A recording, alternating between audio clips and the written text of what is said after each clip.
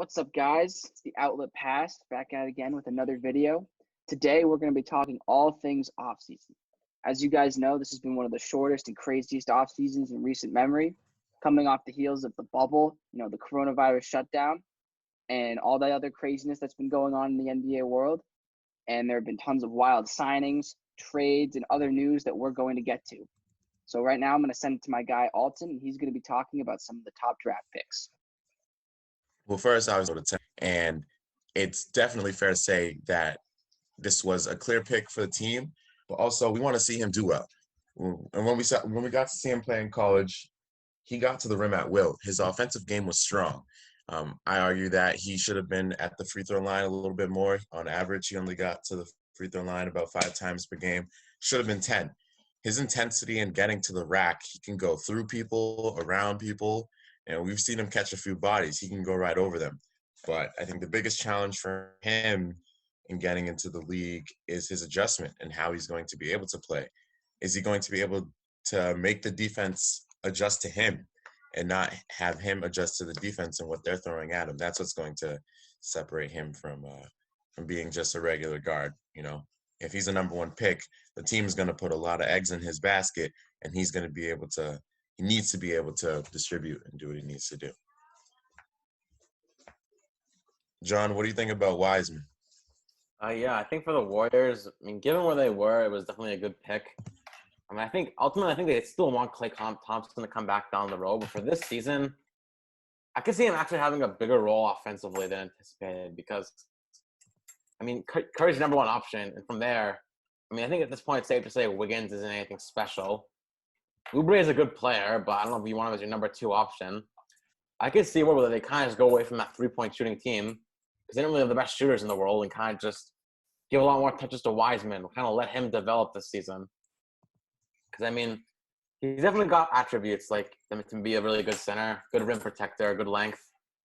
I think he's one of those players. I think experience will help him. He hasn't played a lot of basketball in the last few years because he left early last year and now with COVID. So I think it was definitely a good pick for the Warriors. If Klay Thompson comes back the following year, it's definitely going to be good. They can get a good rotation there. And I think, all in all, I see why they did it. Hopefully that works out for them.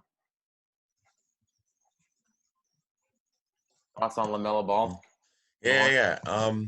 In terms, before I even start, I want to say, now that all 3 Ball brothers are in the league, and it'll be interesting to see how LeVar reacts to that, to see if he had any prophecy to what was going to happen. In terms of just LaMelo, the upside is obvious, and that's why Ball. Yeah, that 1v1.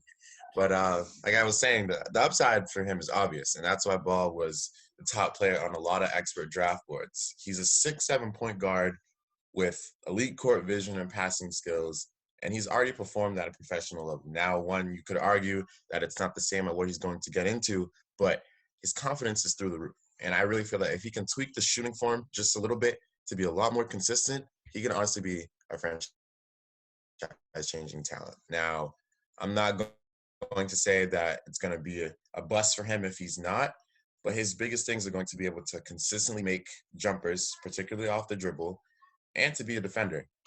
He's not in a place anymore where he can just, cherry pick and get layups and put up 92 like he was at Chino Hills. He's going to have to really separate himself as a defender so he can create for himself and his teammates.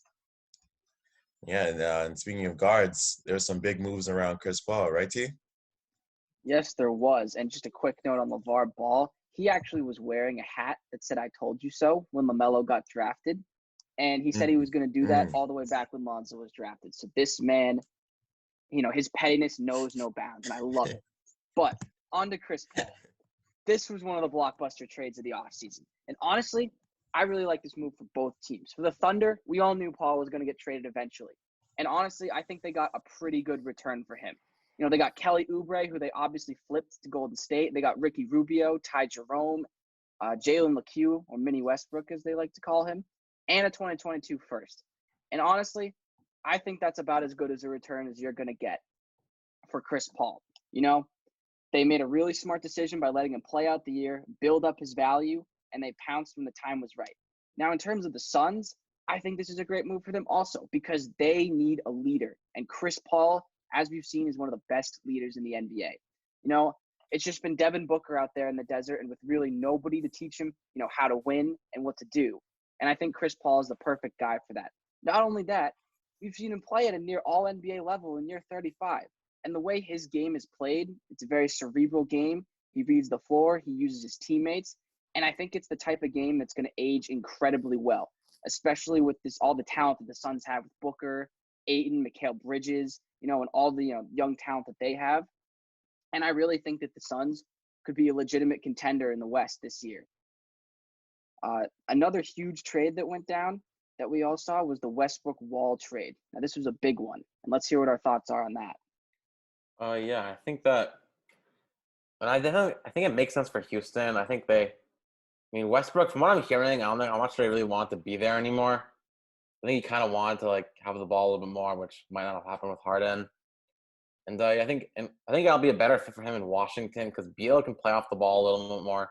He did that for years with John Wall. And so I think that makes sense. And for Houston's perspective, there have been rumors that Harden actually wants to play off the ball a little bit more, which I think with Wall, if Wall can be just half the player he was before, that's a good replacement for Westbrook. He can kind of play on the ball more, Harden a little bit more off. I think Houston, they got rid of Covington, but I think they've actually had a pretty good offseason. Getting Christian Wood was a steal. To me, that was a steal of free agency, 3 years, $41 million for a guy who, in my mind, was a borderline all-star. At least at the end of last year, he was playing phenomenal for Detroit after they traded Drummond, and he got the opportunity.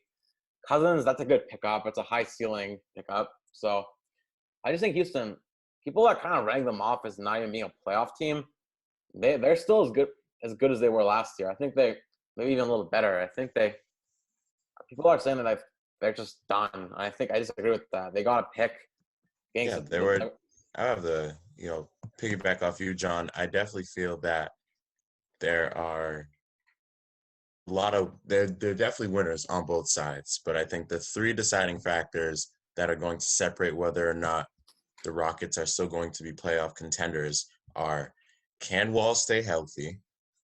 And if healthy, can he replace Russell Westbrook's all-NBA production?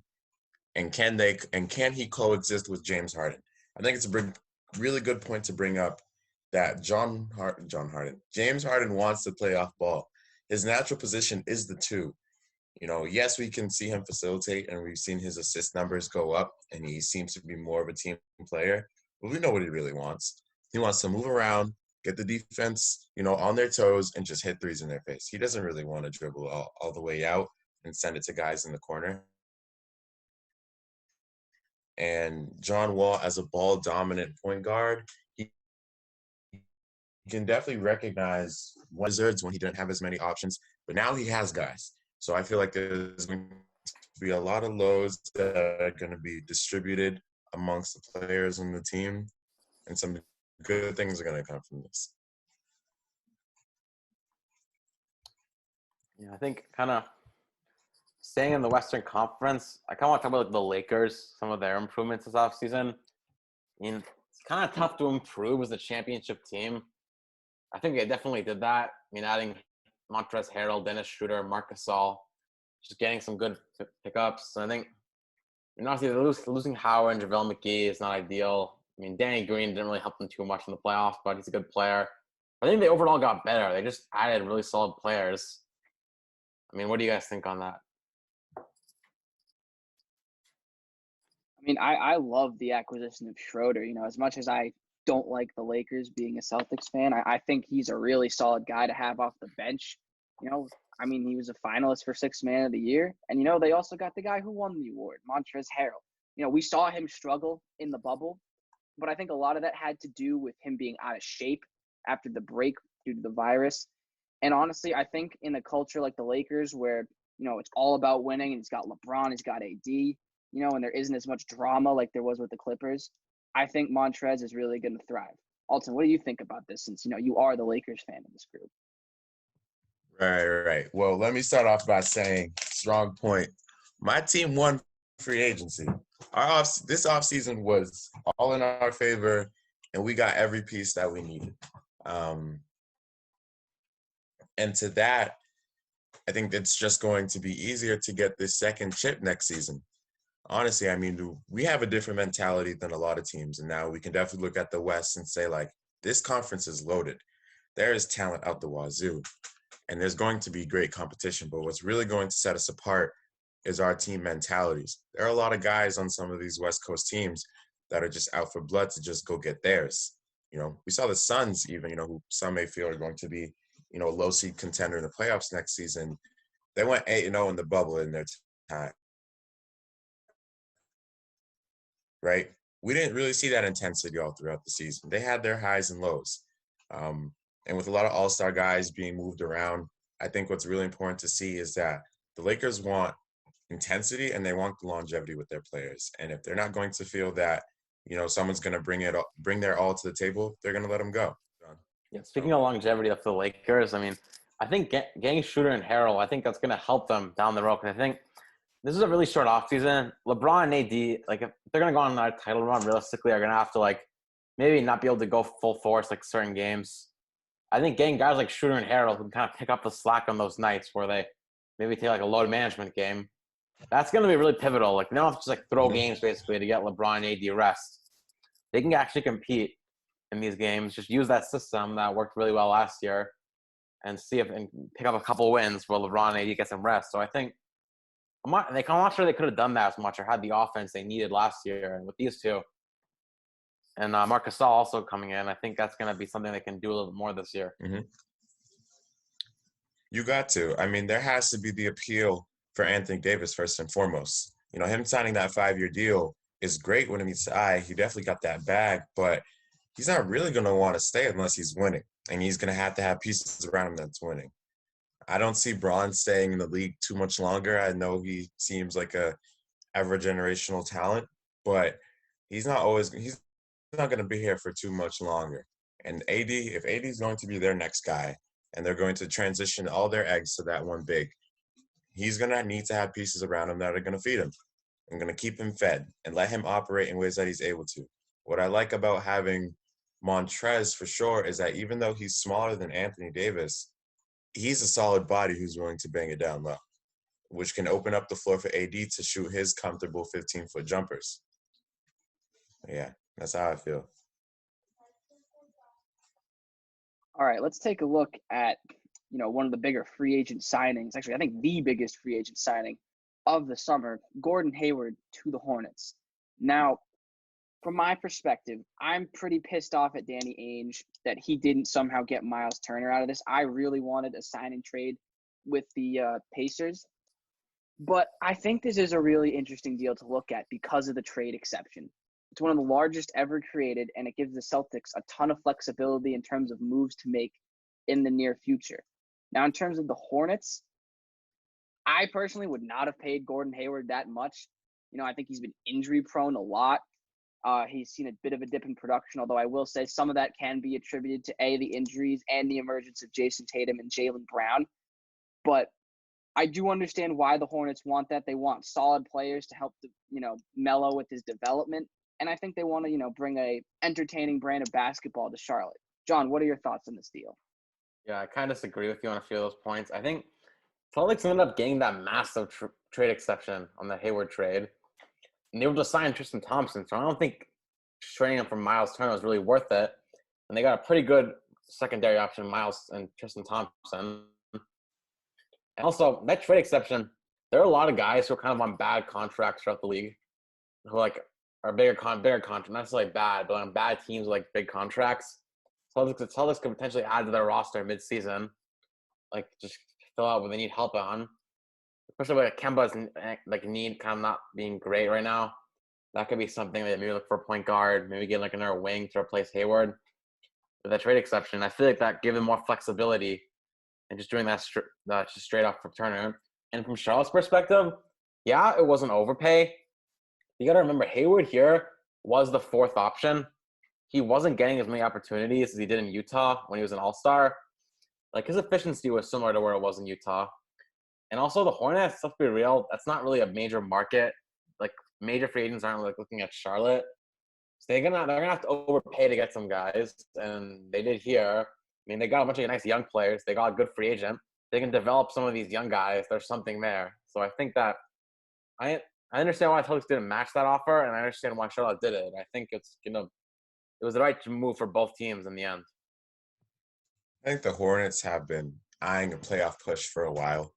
And with the additions that they got from the draft night and with Gordon Hayward, they're really trying to make that happen. We've seen a lot of moves come from the Hornets in the last few seasons, and there's not a lot of players that are remaining from their prior teams. Cody Zeller is the only player on Charlotte who was on the team with their last playoff run in the 2015-2016 season. And himself and Bismack Biyombo are the oldest players on the roster at 28 years old. Now the second oldest with Gordon Hayward coming in, obviously, but they really probably, and I see, find themselves as a dark horse candidate to make the playoffs. With the addition of the play-in tournament this season, and having the 9th and 10th seeds in the conferences having a chance to play, I think they're probably going to look towards that and make their push at it. And I think it'd be possible. They have a lot of young guys, and even with the veterans that they do have, there could be a balance in those mentalities and those work ethics to make it happen. All right, moving on to one of the probably the other biggest trade in addition to the Chris Paul trade, Drew Holiday to the Bucks. This was a big deal. I think it's a move that the Bucks kind of needed to make in order to prove to Giannis that they were legit. But they definitely had to give up some pieces for it. So, John, let's hear your thoughts on this blockbuster trade. I mean, yeah, they sold their soul for Drew Holiday because if Giannis leaves, they're kind of screwed. So they just gave away all their picks. But ultimately, I mean, you have to make that deal. I think if he really wanted to play with Drew Holiday, that's something you have to do because Giannis, you don't get a player like Giannis, especially in like a smaller market like Milwaukee. So you have to, when you have an opportunity to keep him, you have to keep him because you're never going to be the same if he leaves. Like the last time the Bucks were legitimate title contenders was probably back in like the 70s with Kareem. So they have a guy who could take them to that level. You have to do whatever you possibly can to keep him, even if that means potentially hurting your future if he leaves. John, do you feel that the role players on the Bucks are going to step it up this next season? Yeah, I think they have a lot of definitely. They're one of the deepest teams in the league last year. I think the problem was they didn't have that guy at the end of the games who could really just hit that bucket. Because Giannis isn't a great jump shooter, but I think and Middleton, he's not really a guy who can create his own shots. So I think bringing in Drew Holiday, a guy who can kind of do that, is definitely going to help them a lot at the end of games. They're going to be a tough team to score on, Giannis and Holiday. So, and Brook Lopez, who was second team all defense. So, yeah, I think that was definitely – they might be the best defensive team in the league right now. But I think there's definitely a lot to look forward to for Bucks fans there. Yeah, it's definitely one of the biggest moves of the offseason. And I think it's one that's really going to have an impact on the season to come. So wrapping up the video, we're going to talk about the Oklahoma City Thunder. Sam Presti, he's been playing my GM this year. I don't know what that man has been doing, but it's working. He's been getting picks and young talent and picks, and it's honestly crazy. And I think they're rebuilding about as well as I've seen any other team rebuild. They've got promising young guys. They've got Shea down there, and they've got so many picks that they can trade.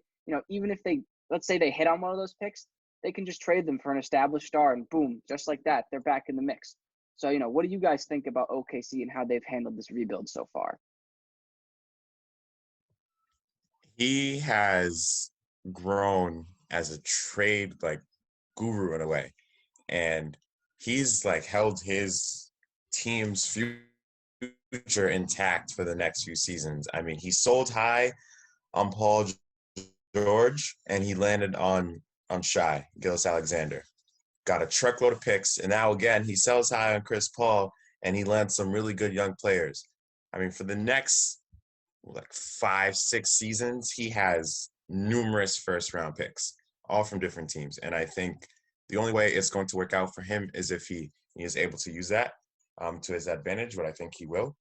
But it's going to be interesting to see how he's going to be able to compete, because it's one thing to have a bunch of picks and just like have them there and have them in your arsenal. But if you're not able to use it and find it to have good players or trade for even better ones, then it's not going to do anything for you.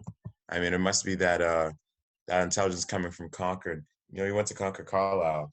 It's kind of crazy. Weston gives him the beat down every season. But it'll be interesting to see how OKC does. Yeah, I think that OKC, they're definitely one good thing they did with that. Not only did they get picks, it's not like they're not gonna be like doing a full on process like the Sixers are, or were. Like they have some decent like veterans there, like Al Horford, George Hill, just guys who've been around a while and kind of like know how to keep the young guys' spirits up when things aren't going well.